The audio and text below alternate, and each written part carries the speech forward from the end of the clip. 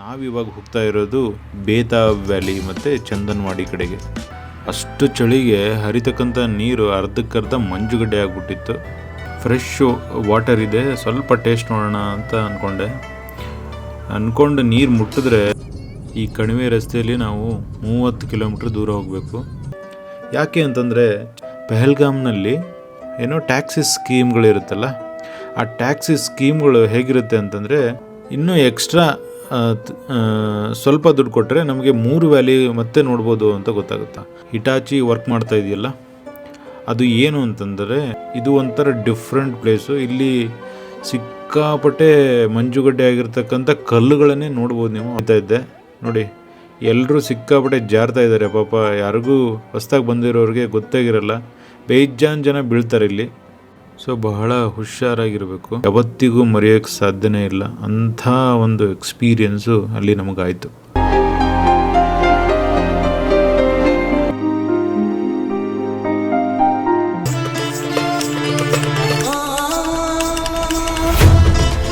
ನೀವು ನೋಡ್ತಾ ಇದ್ದೀರಲ್ಲ, ಈ ಗೋಟು, ವೈಟ್ ಗೋಟ್ ಏನು ಕಾಣ್ತಾ ಇದೆ ನಮಗೆ, ಇದು ಕಾಶ್ಮೀರದಲ್ಲಿ ಕಾಣಸಿಗುವ 1 ಲಕ್ಷ, 2 ಲಕ್ಷ, 10 ಲಕ್ಷದವರೆಗೂ ಪಶ್ಮಿನ ಶಾಲುಗಳಿವೆ.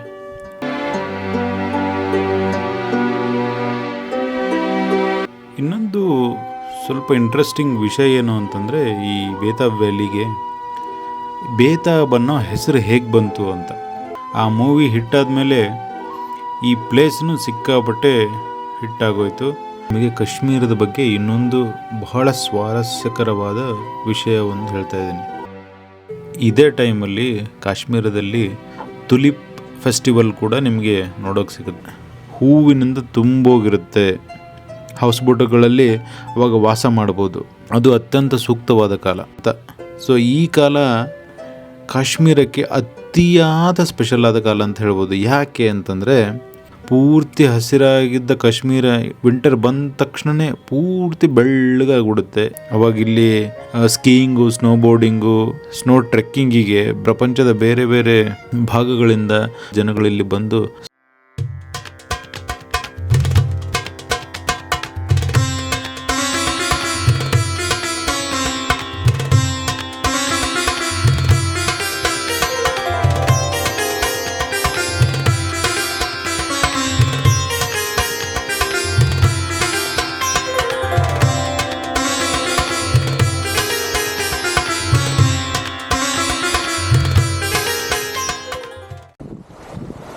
ಹಾಯ್, ಹಲೋ, ನಮಸ್ಕಾರ ಸ್ನೇಹಿತರೆ. ಎಲ್ಲರೂ ಹೇಗಿದ್ದೀರಾ? ಎಲ್ಲರೂ ಚೆನ್ನಾಗಿದ್ದೀರಾ ಅಂತ ಅಂದ್ಕೊಂಡಿದ್ದೀನಿ. ನಾನು ಚೆನ್ನಾಗಿದ್ದೀನಿ. ಸೊ ಬನ್ನಿ, ಇರೋದೊಂದೇ ಜೀವನ ಯೂಟ್ಯೂಬ್ ಚಾನಲ್ಗೆ ಈ ಭಾರ್ಗವ್ ಮಾಡುವ ಸ್ವಾಗತ, ಸುಸ್ವಾಗತ.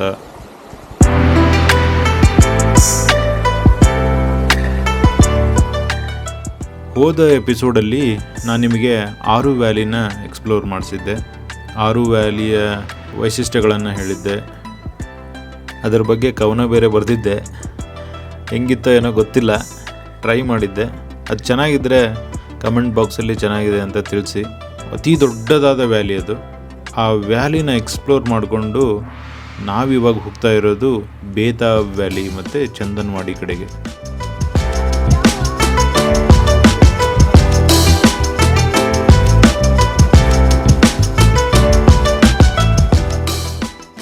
ಸೊ ಬೇತಾಬ್ ವ್ಯಾಲಿ ಚಂದನ್ವಾಡಿ ರೋಡಿಗೆ ಹೋಗಬೇಕಾದ್ರೆ ನಮಗೆ ಮತ್ತೆ ಮಧ್ಯದಲ್ಲಿ ಒಂದು ಚಿಕ್ಕದಾದ ಕಣಿವೆ ಸಿಗುತ್ತೆ.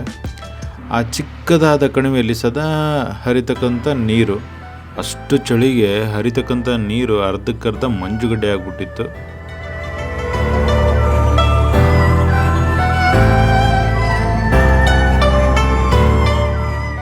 ಫ್ರೆಶ್ಶು ವಾಟರ್ ಇದೆ, ಸ್ವಲ್ಪ ಟೇಸ್ಟ್ ನೋಡೋಣ ಅಂತ ಅಂದ್ಕೊಂಡು ನೀರು ಮುಟ್ಟಿದ್ರೆ ಮೈ ಜುಮ್ ಅಂದೋಗಿತ್ತು. ಅಷ್ಟು ಕೋಲ್ಡ್ ಆಗಿರ್ತಕ್ಕಂಥ ವಾಟರು, ಮುಟ್ಟೋಕ್ಕೆ ಸಾಧ್ಯ ಇಲ್ಲ ನಿಮಗೆ, ಅಷ್ಟು ಕೋಲ್ಡ್ ಆಗಿರುತ್ತೆ.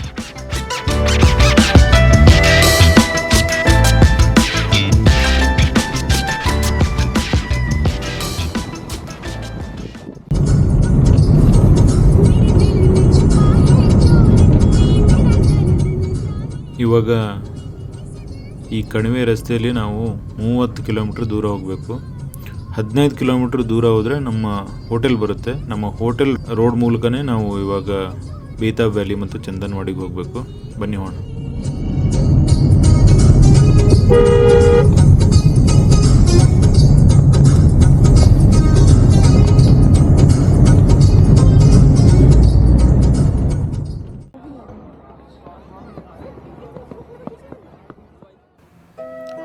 ಸ್ನೇಹಿತರೆ, ನಾವು 6 ವ್ಯಾಲಿ ಮುಗಿಸ್ಕೊಂಡು ಡೈರೆಕ್ಟಾಗಿ ಚಂದನ್ವಾಡಿಗೆ ಬಂದಿದ್ದೀವಿ.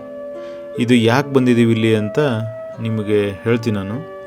ಯಾಕೆ ಅಂತಂದರೆ, ಪೆಹಲ್ಗಾಮ್ನಲ್ಲಿ ಏನೋ ಟ್ಯಾಕ್ಸಿ ಸ್ಕೀಮ್ಗಳಿರುತ್ತಲ್ಲ, ಆ ಟ್ಯಾಕ್ಸಿ ಸ್ಕೀಮ್ಗಳು ಹೇಗಿರುತ್ತೆ ಅಂತಂದರೆ, ಎಲ್ಲ ಲೊಕೇಶನ್ಸ್ ಕವರ್ ಮಾಡೋದು ಕೆಲವೊಂದಿರುತ್ತೆ. ಆಮೇಲೆ ಈ ABC ವ್ಯಾಲೀಸ್ ಕವರ್ ಮಾಡೋದಿರುತ್ತೆ, ಅಥವಾ only AB valleys, BC valleys ಈ ಥರದ್ದು ಕವರ್ ಮಾಡೋದು ಇದು ಕೊಟ್ಟಿರ್ತಾರೆ ಅವರು. ನಮಗೆ ಗೊತ್ತಿರಲಿಲ್ಲ ಇದು ಆ್ಯಕ್ಚುಲಿ. ಬಟ್ ಇದು ತಿಳ್ಕೊಂಡ್ಮೇಲೆ ಅದಕ್ಕೆ ಡಿಫ್ರೆನ್ಸ್. ಬೇತಾಬ್ ವ್ಯಾಲಿ ಮತ್ತು 6 ವ್ಯಾಲಿ ನೋಡಿರಲಿಲ್ಲ ನಾವು.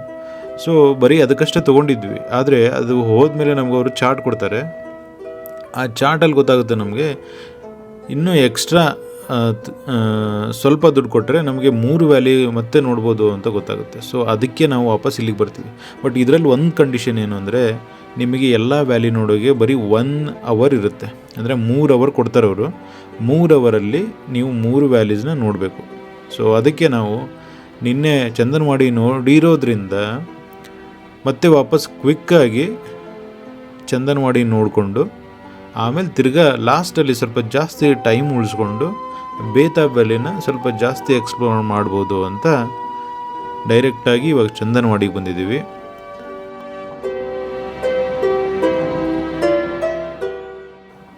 ಇವಾಗ ನನ್ನ ಹಿಂದೆ ಹಿಟಾಚಿ ವರ್ಕ್ ಮಾಡ್ತಾ ಇದೆಯಲ್ಲ, ಅದು ಏನು ಅಂತಂದರೆ ಅಮರನಾಥ್ ಯಾತ್ರೆಗೆ ಹೋಗೋ ದಾರಿ ಅದು. ಆ್ಯಕ್ಚುಲಿ ಇಲ್ಲಿಂದ ಪಿಲಿಗ್ರಿಮೇಜ್ ಹೋಗ್ತಾರೆ ಅಮರನಾಥ್ ಯಾತ್ರೆಗೆ. ಸೊ ಅದಕ್ಕೆ ಕಾಮಗಾರಿ ನಡೀತಾ ಇತ್ತು. ಅದ್ರ ಒಳಗಡೆ ಬಿಡಲಿಲ್ಲ ನಮಗೆ.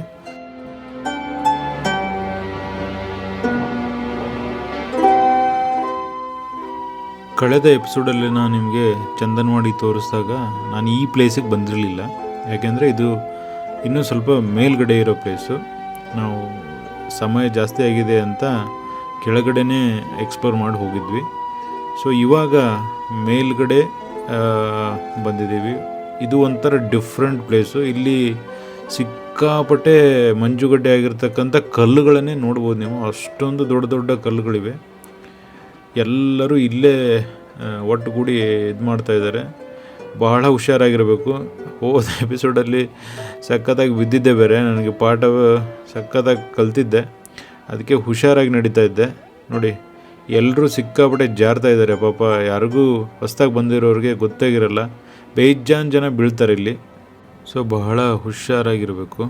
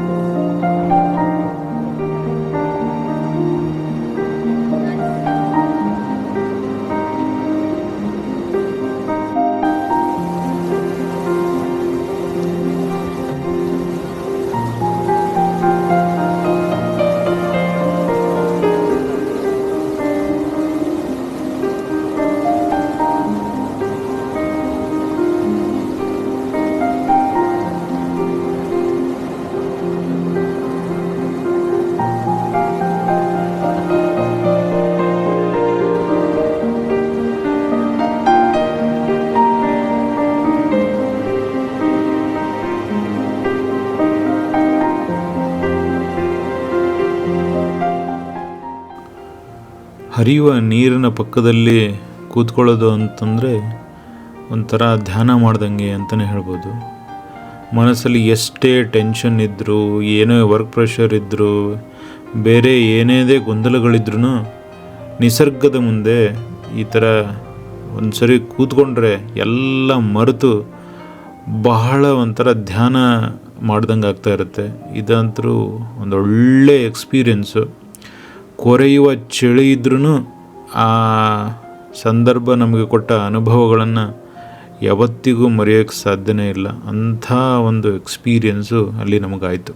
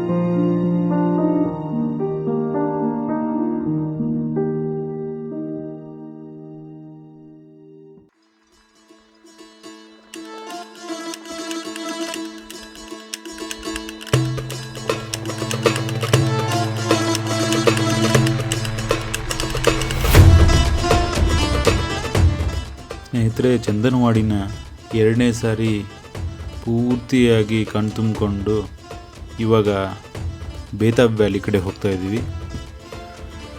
ಲಾಸ್ಟ್ ವಿಡಿಯೋ ಚಂದನವಾಡಿ ನಾನು ಯಾವಾಗ ಮಾಡಿದ್ನಲ್ಲ, ಆವಾಗ ಬೇತಾಬ್ ವ್ಯಾಲಿನ ಮೇಲಿಂದ ನಿಮ್ಗೆ ತೋರಿಸಿದ್ದೆ. ಬಟ್ ಇವಾಗ ವ್ಯಾಲಿ ಕೆಳಗೆ ಇಳಿದೋಗಿ ಬೇತಾಬ್ ವ್ಯಾಲಿನ ಎಕ್ಸ್ಪ್ಲೋರ್ ಮಾಡೋಣ.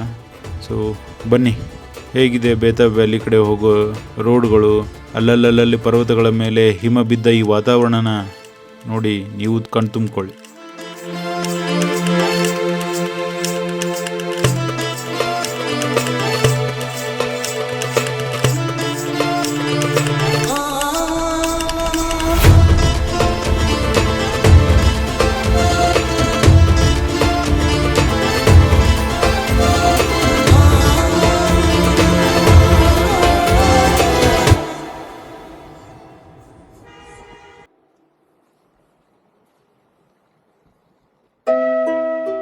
ಇವಾಗ ನಾವು ಬೇತಾಬ್ ವ್ಯಾಲಿ ಒಳಗಡೆ ಬಂದಿದ್ದೀವಿ. ನೀವು ನೋಡ್ತಾ ಇದ್ದೀರಲ್ಲ, ಈ ಗೋಟು, ವೈಟ್ ಗೋಟ್ ಏನು ಕಾಣ್ತಾ ಇದೆ ನಮಗೆ, ಇದು ಕಾಶ್ಮೀರದಲ್ಲಿ ಕಾಣಸಿಗುವ ಪ್ರಸಿದ್ಧಿಯಾದ ಒಂದು ಆಡು ಅಂತ ಹೇಳ್ಬೋದು. ಇದಕ್ಕೆ ಚಾಂಗ್ ತಾಂಗ್ ಅಂತ ಕರೀತಾರೆ. ಈ ಗೋಟಿನ ವಿಶೇಷ ಏನಂತಂದರೆ, ಪಶ್ಮಿನಾ ಅಂತಕ್ಕಂಥ ಒಂದು ನಮಗೆ ಥ್ರೆಡ್, ಈಗ ಉಣ್ಣೆ ಅಂತ ಏನು ಕರಿತೀವಲ್ಲ ಆ ಥರ ಪಶ್ಮಿನಾ ಉಣ್ಣೆ ಅಂತ ಒಂದು ಸ್ಪೆಷಲ್ ಟೈಪ್ ಆಫ್ ಒಂದು ಉಣ್ಣೆ ಸಿಗುತ್ತೆ. ಅದು ಬರೀ ಈ ಕಾಶ್ಮೀರ ಮತ್ತು ಲಡಾಖ್ ಸೈಡ್ಗಳಲ್ಲಿ ಮಾತ್ರ ಸಿಗುತ್ತೆ. ಸೊ ಆ ಉಣ್ಣೆ ಇದೇ ಒಂದು ಆಡಿನಿಂದ ತಯಾರು ಆಗುತ್ತೆ. ಆ ಉಣ್ಣೆಯಿಂದ ತಯಾರಿಸಿದ ಶಾಲುಗಳು, ಸ್ವೆಟರ್ಸು, ಆಮೇಲೆ ಅದರಿಂದ ಏನೇನು ತಯಾರು ಮಾಡ್ತಾರೆ, ರಗ್ಗುಗಳು, ಇವೆಲ್ಲ ಎಷ್ಟು ಕಾಸ್ಟ್ಲಿ ಇರುತ್ತೆ ಅಂದರೆ ಅತಿ ಕಾಸ್ಟ್ಲಿ ಆಗಿರತಕ್ಕಂಥ ಉಣ್ಣೆ ಅದು. ನಿಮಗೆ ಪಶ್ಮಿನಾ ಶಾಲ್ಗಳು ಸುಮಾರು ಒಂದು 3,000ದಿಂದ 1 ಲಕ್ಷ, 2 ಲಕ್ಷ, 10 ಲಕ್ಷದವರೆಗೂ ಪಶ್ಮಿನಾ ಶಾಲ್ಗಳಿವೆ. ಅಷ್ಟು ಕಾಸ್ಟ್ಲಿ ಆಗಿರ್ತಕ್ಕಂಥ ಪಶ್ಮಿನಾ ಪ್ರಾಡಕ್ಟ್ಸ್.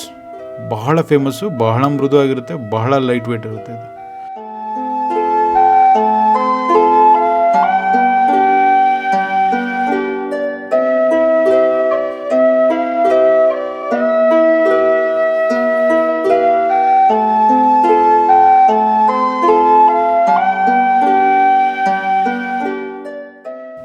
ಇನ್ನು ಬೇತಾಬ್ ವ್ಯಾಲಿ ಬಗ್ಗೆ ಹೇಳಬೇಕು ಅಂತಂದರೆ, ಪೆಹಲ್ಗಾಮ್ನಲ್ಲಿ ಇರ್ತಕ್ಕಂಥ ಅತ್ಯಂತ ಸುಂದರ ತಾಣಗಳಲ್ಲಿ ಇದು ಒಂದಾಗಿರುತ್ತೆ. ಪೆಹಲ್ಗಾಮ್ನಿಂದ ಸುಮಾರು 7 ಕಿಲೋಮೀಟ್ರ್ ದೂರದಲ್ಲಿದೆ. ಆಮೇಲೆ ಈ ಲಿದ್ದರ್ ನದಿ ಅಂತ ಹೇಳಿದ್ನಲ್ಲ, ಆ ಲಿದ್ದರ್ ನದಿ ಇದರ ಮೂಲಕವಾಗಿಯೂ ಹರಿದು ಹೋಗುತ್ತೆ. ಆ ಲಿದ್ದರ್ ನದಿ ಈ ಒಂದು ಕಣಿವೆಗೂ ಅತಿ ಸುಂದರತೆಯ ಛಾಯೆಯನ್ನು ಕೊಟ್ಟು ಹೋಗುತ್ತೆ.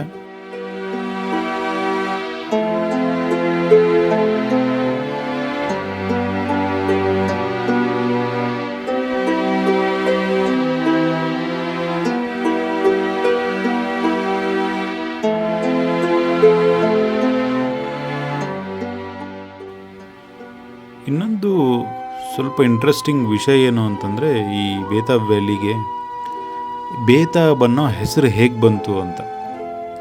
ಈ ಬೇತಾಬ್ ವ್ಯಾಲಿಯ ಮೊದಲ ಹೆಸರು ಹಗನ್ ಅಂತ ಇತ್ತು. ಆದರೆ ಇಲ್ಲಿ 1983ರಲ್ಲಿ ಇಲ್ಲಿ ಬೇತಾಬ್ ಅನ್ನೋ ಒಂದು ಹಿಂದಿ ಮೂವಿ ಶೂಟಿಂಗ್ ಆಗುತ್ತೆ. ಅದು ಸನ್ನಿ ಡಿಯೋಲ್ ಅವರ ಹಿಟ್ ಮೂವಿ ಅಂತ ಹೇಳ್ಬೋದು. ಆ ಮೂವಿ ಹಿಟ್ಟಾದಮೇಲೆ ಈ ಪ್ಲೇಸ್ನು ಸಿಕ್ಕಾಪಟ್ಟೆ ಹಿಟ್ಟಾಗೋಯ್ತು.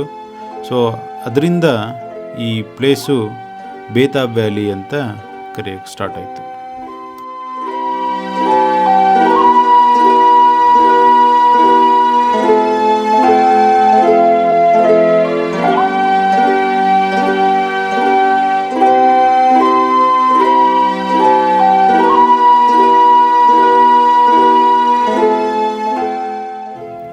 ಸ್ನೇಹಿತರೆ, ನಿಮಗೆ ಕಾಶ್ಮೀರದ ಬಗ್ಗೆ ಇನ್ನೊಂದು ಬಹಳ ಸ್ವಾರಸ್ಯಕರವಾದ ವಿಷಯ ಒಂದು ಹೇಳ್ತಾ ಇದ್ದೀನಿ.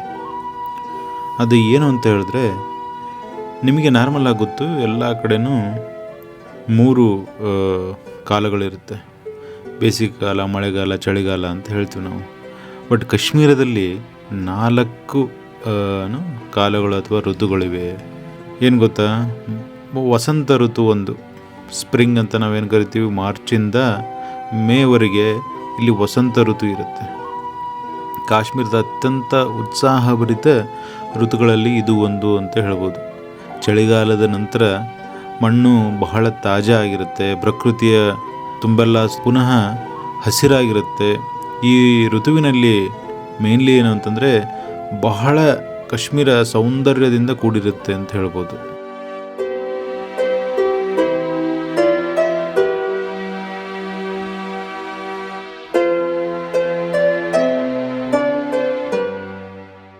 ಇದೇ ಟೈಮಲ್ಲಿ ಕಾಶ್ಮೀರದಲ್ಲಿ ತುಲಿಪ್ ಫೆಸ್ಟಿವಲ್ ಕೂಡ ನಿಮಗೆ ನೋಡೋಕ್ಕೆ ಸಿಗುತ್ತೆ. ಅದ್ಭುತವಾದ ತುಲಿಪ್ ಹೂಗಳ ಒಂದು ಫೆಸ್ಟಿವಲ್ ಅಂತ ಹೇಳ್ಬೋದು.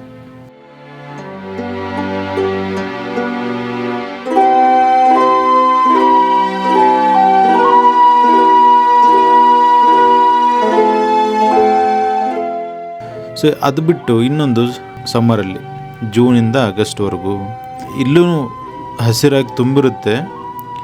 ಮತ್ತು ಇದು ಪ್ರವಾಸಿಗೆ ಅತ್ಯಂತ ಸೂಟೇಬಲ್ ಕಾಲ ಅಂತ ಹೇಳ್ಬೋದು.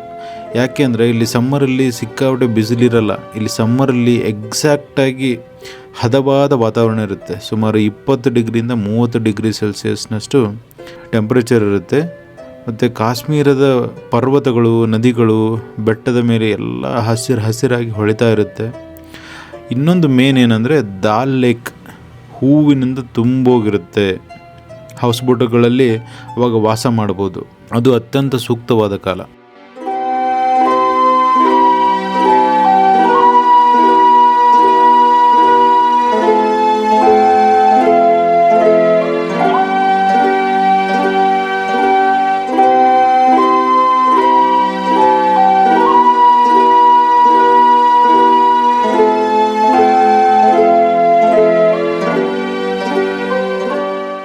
ಸೆಪ್ಟೆಂಬರಿಂದ ನವಂಬರ್ವರೆಗೂ ಆಟಮ್ ಅಂತ ಕರಿತೀವಿ. ಸೊ ಆಟಮ್ ಅಂದರೆ ಶರತ್ಕಾಲ ಅಂತ. ಸೊ ಈ ಕಾಲ ಕಾಶ್ಮೀರಕ್ಕೆ ಅತಿಯಾದ ಸ್ಪೆಷಲ್ ಆದ ಕಾಲ ಅಂತ ಹೇಳ್ಬೋದು. ಯಾಕೆ ಅಂತಂದರೆ, ಇಲ್ಲಿ ಮ್ಯಾಪಲ್ ಟ್ರೀಸ್ ಅಂತ ಇರುತ್ತೆ. ಮ್ಯಾಪಲ್ ಟ್ರೀಸ್ ಅನ್ನೋಕ್ಕೆ ಕನ್ನಡದಲ್ಲಿ ನನಗೇನು ವರ್ಡ್ ಗೊತ್ತಿಲ್ಲ.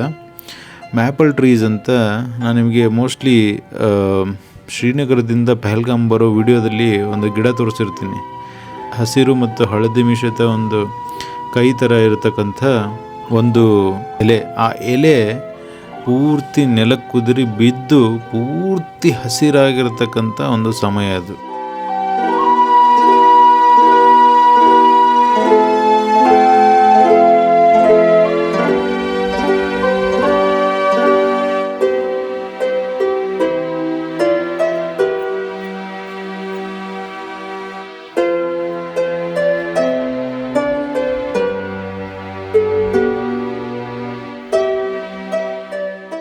ಅದಾದಮೇಲೆ ವಿಂಟರ್ ಬರುತ್ತೆ.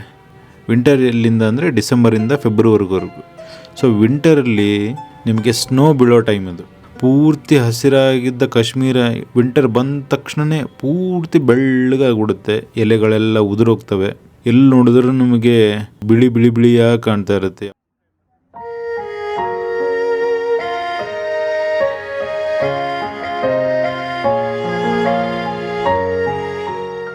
ಸಿಕ್ಕಾಪಟ್ಟೆ ಚಳಿ ಇರುತ್ತೆ. ಇವಾಗ ಮೈನಸ್ಸಲ್ಲಿ ಹೋಗಿರುತ್ತೆ ತಾಪಮಾನ ಇಲ್ಲಿದ್ದು. ಅಂದರೆ ಅವಾಗ ಇನ್ನೊಂದು ಫೇಸ್ ಇದ್ರದ್ದು.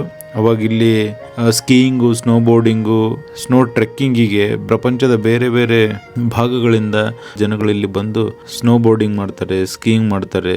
ಇದರಲ್ಲಿ ಫೇಮಸ್ ಅಂದರೆ ಗುಲ್ಮರ್ಗ್ ಮತ್ತು ಸೋನ್ಮರ್ಗ್.